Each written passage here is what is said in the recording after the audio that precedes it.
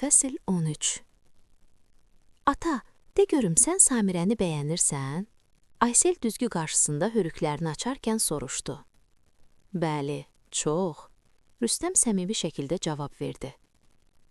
Mən də onu bəyənirəm. O da mənim kimi kitabları sevir və onunla əyləncəlidir. Mənə balaca olanda başına gələn çox maraqlı hekayələr danışıb. Bəs səni nə narahat edir? Rüstəm diqqətlə qızına baxdı. Hiss edirdi ki, onu düşündürür. Ana dedi ki, hamıya etibar etmək olmaz. Çünki bəzi xalalar sənə yaxın olmaq üçün mənə yaltaqlana bilərlər. Amma mənə elə gəlmir ki, Samirə hol oynayır.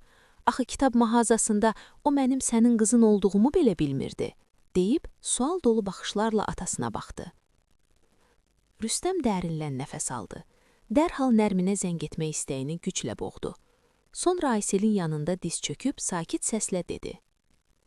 Dinlə, günəşim. Ehtiyatla onun saçından çıxmış bir telini düzəldərək başladı. Elə insanlar var ki, rol oynayırlar. Elələri də var ki, sadəcə özləri olaraq qalırlar. Samirə ikinci kimidir. O yaltaqlanmır, sadəcə mehribandır və dürüsttür. Üstəlik sən bu sualın cavabını artıq özün vermisən. O heç vaxt sənin üzərindən mənə xoş gəlməyə çalışmayıb. Əksinə, əvvəl sən onun xoşuna gəlmisən.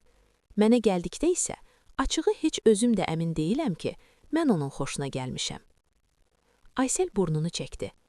Narahat olma, əgər mən onun xoşuna gəlmişəmsə, gec-tez sən də gələcəksən. Mən də çox ümid edirəm. Rüstəm gülümsəyib qızının alnından öpdü. Və bir də şahzədəm, bütün xalalar eyni olmur. Hətta ananın dediyi hər məsləhət də hər vəziyyətə uyğun olmaya bilər. Bəzən ürəyini dinləmək lazımdır. Ürək nadir hallarda aldadır. İndi o sənə nə deyir? Aysel biraz düşündü, sonra ciddi səslə dedi. Deyir ki, sən bizi zooparka aparmalısan, hətta etiraf etməsən belə. Onda Samirə səni mütləq bəyənəcək. Heç bir qadın zooparka gəzintiyə və dadlı dondurmaya qarşı dura bilməz. Bunu hansı kitabdan oxumusan? Ata! Aysel güldü. Mən özüm belə qərar verdim. Yaxşı, razılaşdıq.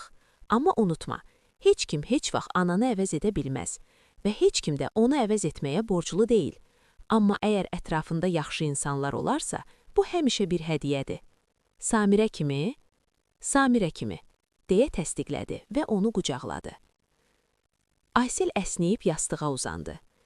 Əgər sən onun xoşuna gələ bilsən, ata, sabah mən özüm ona yaza bilərəm, sürprizi və zooparkı xatırlatmaq üçün. Olar. Rüstəm gülümsəyib qızının alnından öpdü.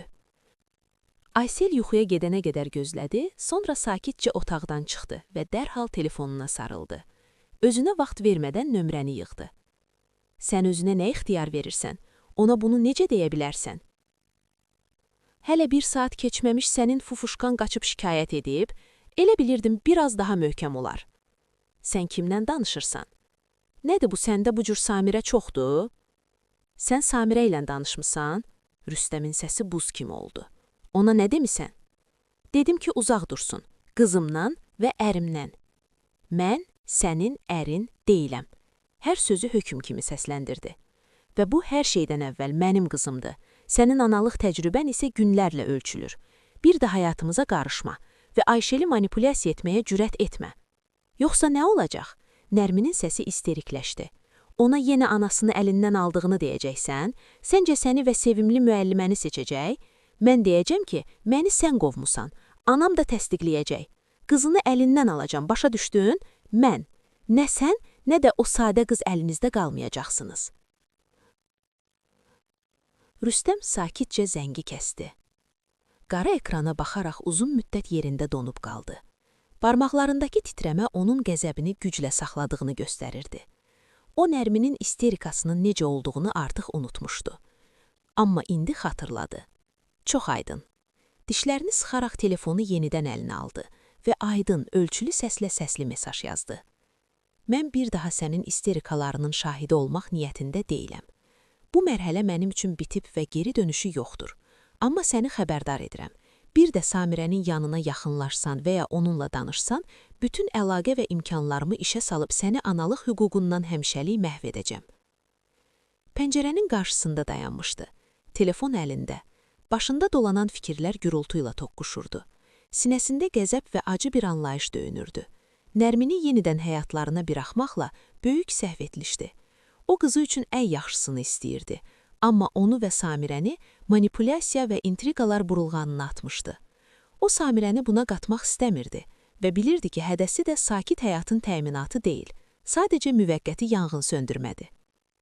Rüstəm yenidən ekranı açdı. Çatı açıb, yanıb sönən kursoru Lanzun müddət seyr etdi. Sonra yazmağa başladı. Bilmirəm, yatmısan ya yox. Nərminlə görüşdüyünü indi öyrəndim. Qorxuram soruşmağa, nə qədər pis idi. Çox da deyil. Danışdıq. Kim hansı ring küncündədir müəyyən etdik və qərara gəldik ki, sən artıq böyük oğlansan və nə istədiyini özün bilirsən. O gülümsədi. Qısa, iynəli, tam Samirə tərzində. Sən hələ də zarafat edirsən? Rahat ol, dava etmədik, bir-birimizin saçını yolmadıq, hətta güc sınamalı olsaydıq belə, bu hündürdaşlı kraliçə çox davam göstərə bilməzdi. Mən ona görə narahatam. Əbəs yerə, mən 2 temperamenti qardaşla böyümüşəm, kritik vəziyyətlərlə baş etmə təcrübəm böyükdür. O dişlərini sıxıb, saçlarından əlini keçirdi və yazdı. Buna eşitməyim çox yaxşıdır. Sadəcə istəməzdim ki, nəsə səni məndən uzaqlaşdırsın. Cavab dərhal gəlmədi. O nəfəs alaraq gözlədi. Nəhayət ekranda sözlər parladı. Məni qorxutmaq üçün sənin keçmişindən qat-qat dəhşətli bir şey lazımdır. Ümid edirəm ki, sentyabr 1-i üçün sürprizin daha xoş olacaq. O yazdı. Buna çox ümid edirəm. Səni bu vəziyyətə saldığım üçün üzr istəyirəm. Üzr istəməyə ehtiyac yoxdur. Onun dediklərinə sən cavabdeh deyilsən. O axşam ilk dəfə olaraq Rüstəm rahat nəfəs ala bildi.